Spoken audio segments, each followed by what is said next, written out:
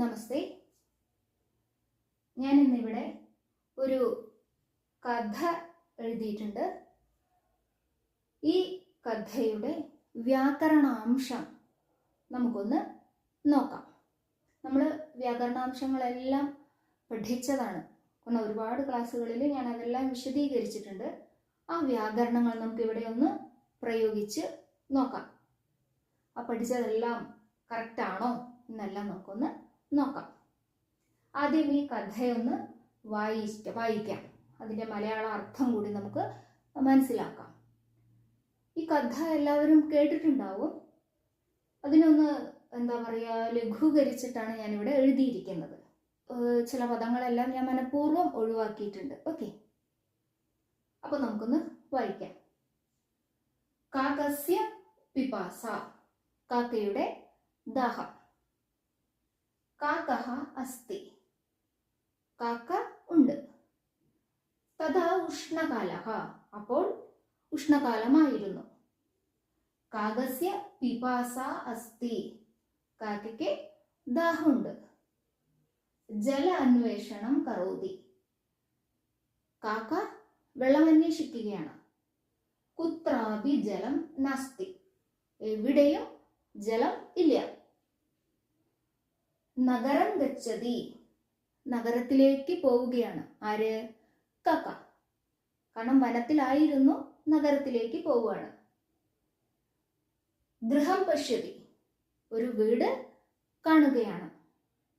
ഗൃഹസ്യ പൃഷ്ഠഭാഗേ ഘടം പശ്യതി, അവിടെ ഒരു വീടിന്റെ പിൻഭാഗത്ത് ഒരു ഘടം, കുടത്തെ കാണുന്നു. സന്തോഷഃ ജാതഃ, സന്തോഷമായി കാക്കയ്ക്ക്. കിന്തു ഘടേ സ്വൽപമേവ ജലമസ്തി, പക്ഷേ ആ കുടത്തിൽ കുറച്ച് വെള്ളം മാത്രമേ ഉള്ളൂ. പാതും കഷ്ടമപി അസ്തി, കുറച്ച് ജലമല്ലേ ഉള്ളൂ, അപ്പോൾ കുടിക്കാൻ കഷ്ടമാണ്. കാക്കഃ ഉപായം ചിന്തയതി, കാക്ക ഒരു ഐഡിയ ചിന്തിക്കുകയാണ്. ശിലാഖണ്ഡാൻ സ്വീകരോതി, കല്ലുകൾ എടുക്കുകയാണ്. ഘടേ സ്ഥാപയതി, ആ കുടത്തിൽ ഇടുന്നു. ജലം ഉപരി ആഗച്ഛതി, വെള്ളം മുകളിലേക്ക് വരുന്നു. കാക്കഃ സന്തോഷേണ ജലം പിബതി, കാക്ക സന്തോഷത്തോടുകൂടി വെള്ളം കുടിക്കുകയാണ്. വനം ഗച്ഛതി, കാട്ടിലേക്ക് പോകുന്നു.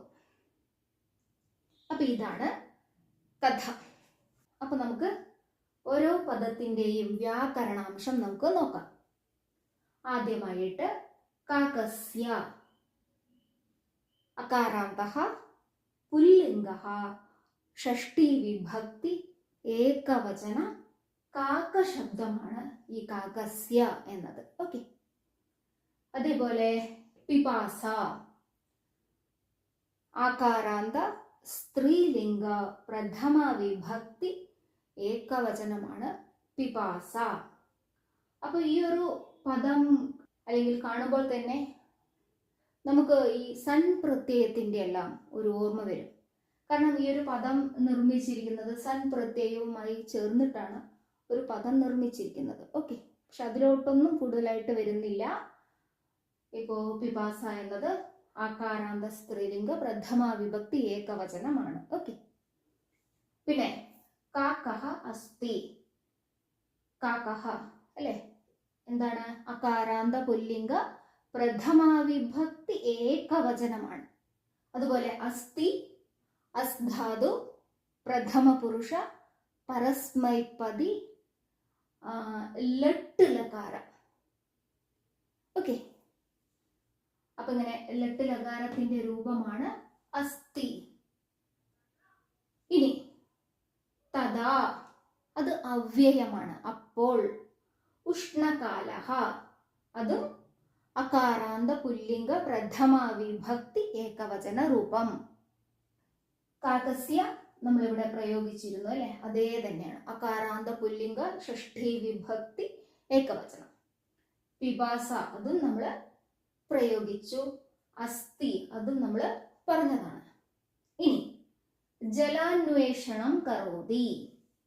ജലാന്വേഷണം ദ്വിതീയ വിഭക്തിയാണ്. ജലാന്വേഷണത്തെ ചെയ്യുന്നു. അപ്പൊ ഇതൊരു സമസ്ത പദം കൂടിയാണ്. ജലസ്യ അന്വേഷണം, ജലാന്വേഷണം. ഓക്കെ, ഷഷ്ടി തത്പുരുഷ സമാസം.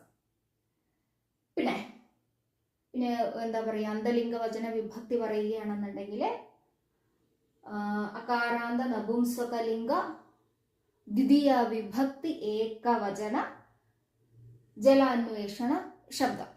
ഓക്കെ, പിന്നെ കരോതി കൃധാതുവാണ്, പരസ്മൈപതിയാണ്, പ്രഥമ പുരുഷനാണ്, ലട്ട് ലകാരമാണ്, ഏകവചനമാണ്. ഓക്കെ, പിന്നെ കുത്രാപി, കുത്ര അധികം അപിയാണ്, കുത്രാപി സവർണ ദീർഘ സന്ധിയാണ്. ഓക്കെ, അപ്പൊ ഇവിടെ അവ്യയമാണ്. ഓക്കെ, കുത്ര അധികം അപി. അപ്പൊ കുത്ര എന്ന് മാത്രം എടുക്കുകയാണെന്നുണ്ടെങ്കിൽ നമുക്ക് അവിടെ സപ്തകകാരങ്ങളിൽ പെടും. പക്ഷെ ഇവിടെ ടോട്ടലായിട്ട് ഞാൻ അവ്യയമായിട്ട് എടുത്തു. ജലം എന്താണ് ലിംഗം? നപുംസകലിംഗം. പ്രഥമ വിഭക്തി ഏകവചന അകാരാന്തം. ഓക്കെ, പിന്നെ നാസ്തി, ന അധികം അസ്ഥിയാണ് നാസ്തി. അത് നമ്മൾ അസ്ഥി എന്നത് പ്രയോഗിച്ചില്ലേ, അതേപോലെ തന്നെയാണ് ഇവിടെയും. അവിടെ സവർണ ദീർഘ സന്ധി വന്നിരിക്കുകയാണ്. ഓക്കെ, പിന്നെ നഗരം ഗച്ഛതി, നഗരത്തിലേക്ക് പോകുന്നു. ആരാണ് പോകുന്നത്? കാക്ക അല്ലെ? അപ്പൊ നഗരത്തിലേക്ക് കർമ്മപദമാണ്. അപ്പൊ അതുകൊണ്ട് തന്നെ കർമ്മപദമായതുകൊണ്ട് തന്നെ ഈ നഗരം എന്നുള്ളത് ഏത് വിഭക്തി ആയിരിക്കും? ദ്വിതീയ വിഭക്തി ആയിരിക്കും. ഓക്കെ, അകാരാന്ത നപുംസകലിംഗ ദ്വിതീയ വിഭക്തി ഏകവചന നഗര ശബ്ദ. ഓക്കെ, അതുപോലെ ഗച്ഛതി ഗംധാതു പരസ്മൈപതി പ്രഥമ പുരുഷ ഏകവചന ലട്ട് ലകാര രൂപം. ഗൃഹം പശ്യതി, പശ്യതി നോക്കുന്നു. ആരാണ് നോക്കുന്നത്? അത് കാക്കയാണ് അല്ലെ? എന്തിനെ നോക്കുന്നു? വീടിനെ, ഗൃഹത്തെ. അപ്പോൾ ഇവിടെ ഈ ഗൃഹം എന്നുള്ളത് ഏതാണ് വിഭക്തി? വീടിനെ അല്ലെ? നേനോടിലേക്ക് ദ്വിതീയ. അപ്പൊ ഇവിടെ ഗൃഹം എന്നത് ദ്വിതീയ വിഭക്തി. അതുകൊണ്ട് തന്നെ അകാരാന്ത നപുംസകലിംഗ ദ്വിതീയ വിഭക്തി ഏകവചന ഗൃഹശബ്ദ. പിന്നെ പശ്യതി ദൃഷ് ധാതു പരസ്മൈപതി പ്രഥമ പുരുഷ ഏകവചന ലട്ട് ലകാര.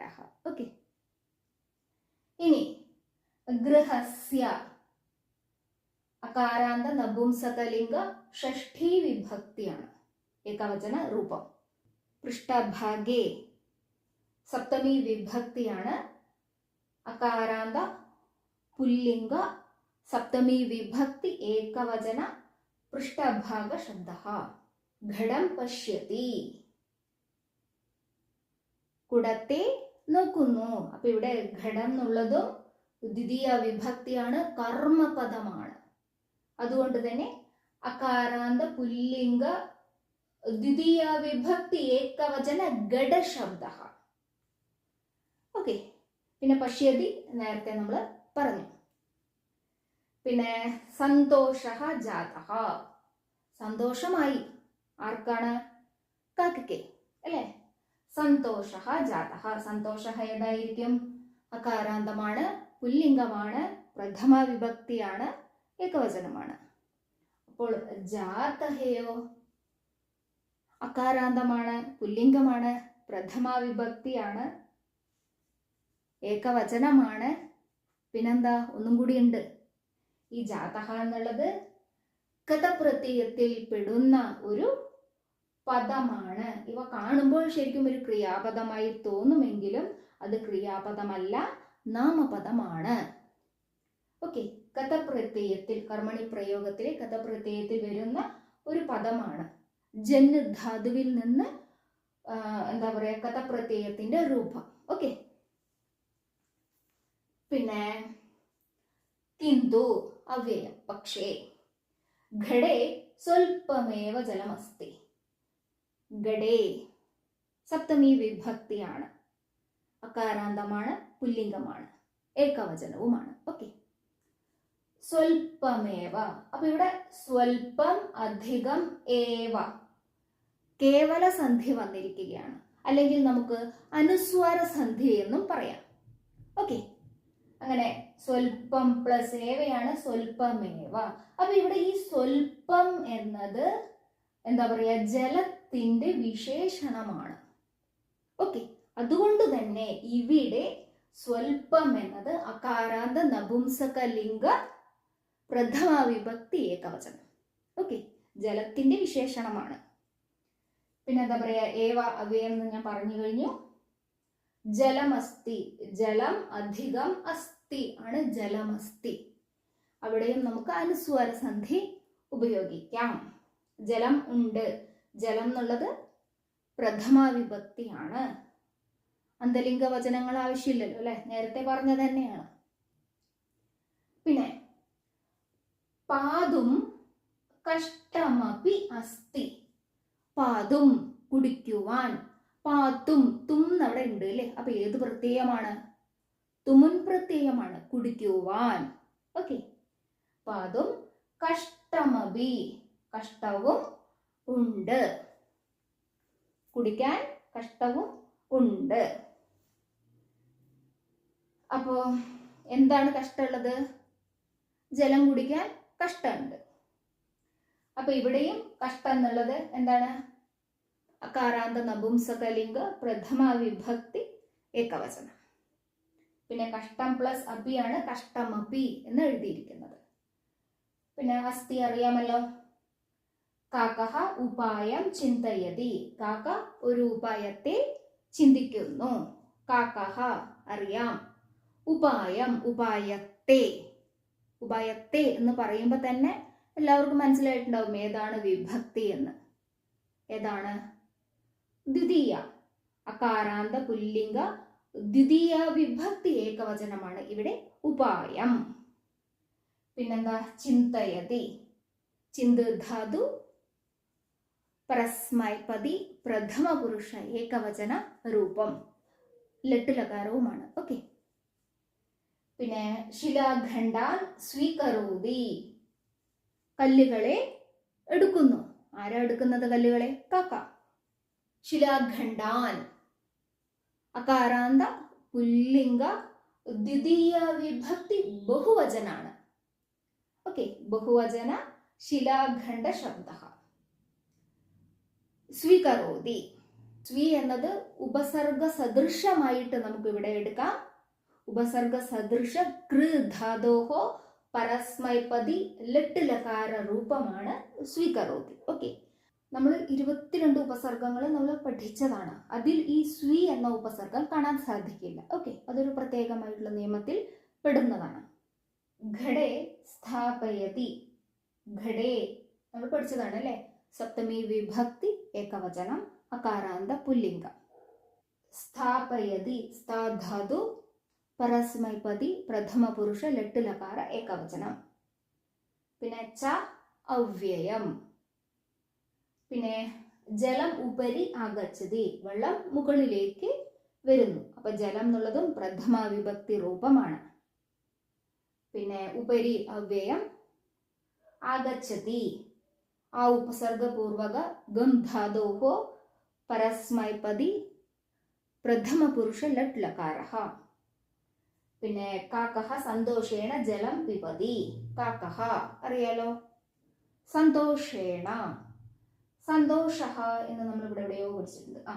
അല്ലെ, സന്തോഷഃ. അതിന്റെ തൃതീയ വിഭക്തിയാണ് ഇവിടെ. പുല്ലിംഗമാണ് അല്ലെ. ഇവിടെ തന്നെ നമുക്ക് പുല്ലിംഗാണെന്ന് മനസ്സിലാവാം. അതിന്റെ തൃതീയ. ഓക്കെ. പിന്നെ ജലം പിബതി. വെള്ളത്തിനെ കുടിക്കുന്നു അല്ലെങ്കിൽ വെള്ളത്തെ കുടിക്കുന്നു. ഇത് പറയുമ്പോൾ തന്നെ ജലം എന്നുള്ളത്, ഇവിടത്തെ ഈ ജലം എന്നുള്ളത് ഏതാണ് വിഭക്തി? ദ്വിതീയ വിഭക്തിയാണ്. അകാരാന്ത നപുംസകലിംഗ ദ്വിതീയ വിഭക്തി ഏകവചനം. പിന്നെ പിബതി പാധാതു പരസ്മൈപതി പ്രഥമ പുരുഷ ലട്ട് ലകാര ഏകവചനം.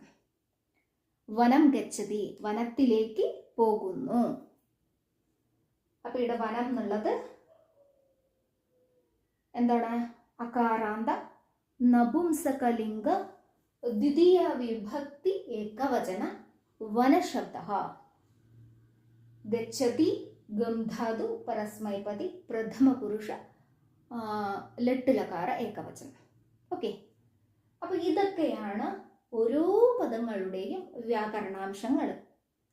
ഇനി ഒന്നും കൂടി ഞാൻ ഇവിടെ ഒന്ന് വിശദീകരിക്കാം. നമുക്ക് കർത്താവിനെയും കർമ്മത്തെയും ക്രിയയെയും കൂടി നമുക്കിവിടെ പരിചയപ്പെടാം. കാക്കഹ അസ്തി. ഇവിടെ അസ്തി എന്നാണ് അല്ലേ? എന്താണ് മീനിങ്? ഉണ്ട്. ആരുണ്ട് അല്ലെങ്കിൽ എന്തുണ്ട്? ഉത്തരം എന്താണ്? കാക്കഹ അല്ലെ? അപ്പോൾ ഇവിടെ അസ്തി എന്നുള്ളത് ക്രിയാപദം, കാക്കഹ കർത്തൃപദം. ഇനി തഥാ ഉഷ്ണകാലഹ, അപ്പോൾ ഉഷ്ണകാലം ആണ്. അപ്പൊ ഇവിടെ ക്രിയാപദം ഒളിഞ്ഞു കിടക്കുന്നുണ്ട്, ഞാൻ അവിടെ എഴുതിയിട്ടില്ല. ഓക്കെ, അപ്പോൾ ഉഷ്ണകാലഹ അസ്തി. അപ്പൊ അവിടെ അസ്തി ക്രിയാപദം, ഉഷ്ണകാലഹ കർത്തൃപദം. പിന്നെ കാകസ്യ പിപാസ അസ്തി. ഇവിടെയും നോക്കൂ, അസ്തി എന്നുണ്ട് അല്ലെ? ഉണ്ട്. ഇവിടെ എന്താണുള്ളത്? ഈ ലൈനിൽ എന്താണുള്ളത്? പിപാസ അസ്തി, ദാഹം ഉണ്ട്. അപ്പൊ ഇവിടെ ദാഹം എന്ന ഈ പദമാണ് കർത്തൃപദം. പിന്നെ ജലാന്വേഷണം കരോതി. ജലാന്വേഷണത്തെ ചെയ്യുന്നു. ചെയ്യുന്നു അല്ലെ? ആര് ചെയ്യുന്നു? കാക്കഹ കരോതി. കാക്കഹ കിം കരോതി? ജലാന്വേഷണം കരോതി. അപ്പൊ ഇവിടെ ജലാന്വേഷണം എന്നത് കർമ്മപദമാണ്. ഓക്കെ, പിന്നെ കുത്രാവി ജലം നാസ്തി. എവിടെയും ജലം ഇല്ല. നാസ്തി ഇല്ല. എന്തില്ല? ജലമില്ല. അപ്പൊ നാസ്തി എന്ന ക്രിയാപദത്തിന്റെ കർത്തൃപദം ജലം. പിന്നെ നഗരം ഗച്ഛതി, നഗരത്തിലേക്ക് പോകുന്നു. പോകുന്നു. ആര് പോകുന്നു? കാക്കഹ. എവിടേക്ക് പോകുന്നു? നഗരത്തിലേക്ക് പോകുന്നു.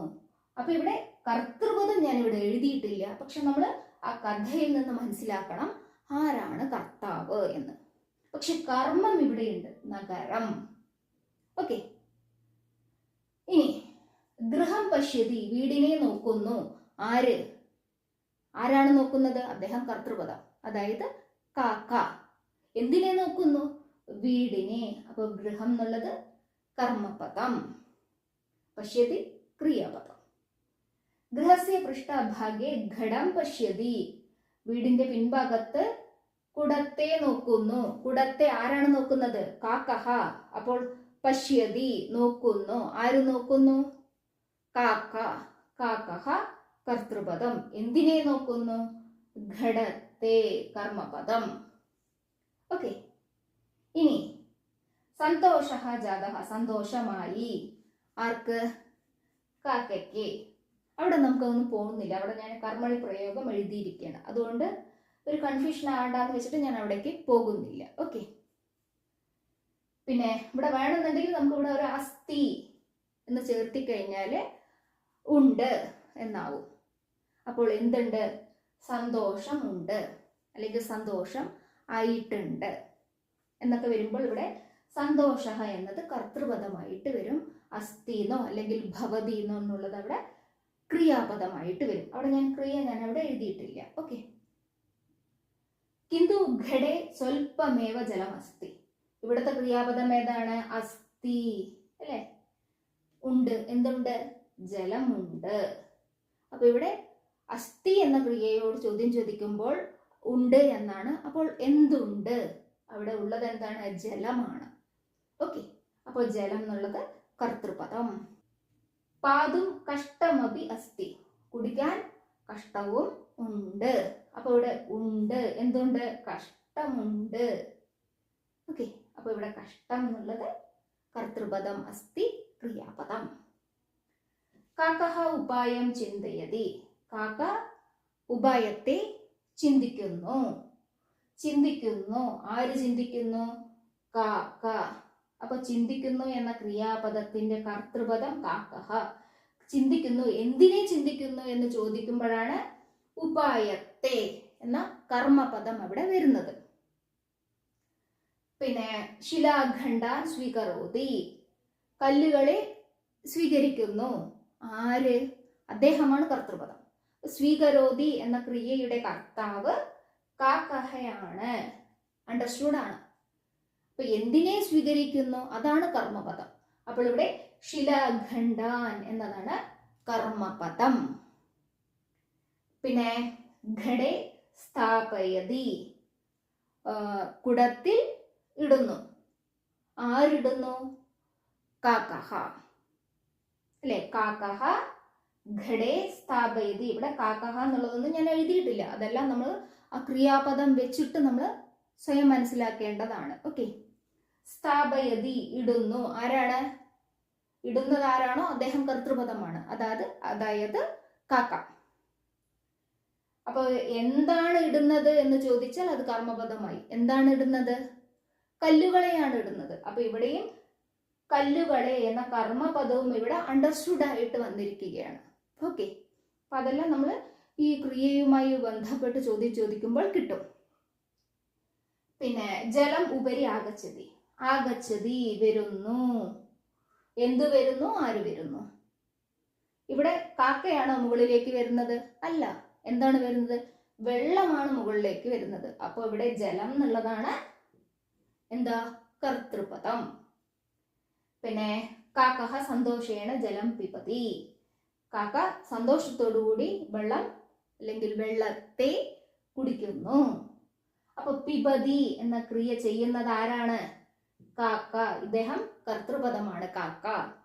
അപ്പൊ കർമ്മപദം എന്താണ്? പിബതി. എന്തിനെ കുടിക്കുന്നു? വെള്ളത്തെ. അപ്പൊ ജലം എന്നുള്ളത് കർമ്മപദം. പിന്നെ വനം ഗച്ഛതി, വനത്തിലേക്ക് പോകുന്നു. ഗച്ഛതി എന്ന ക്രിയ, പോകുന്നു എന്ന ക്രിയ ചെയ്യുന്നത് ആരാണ്?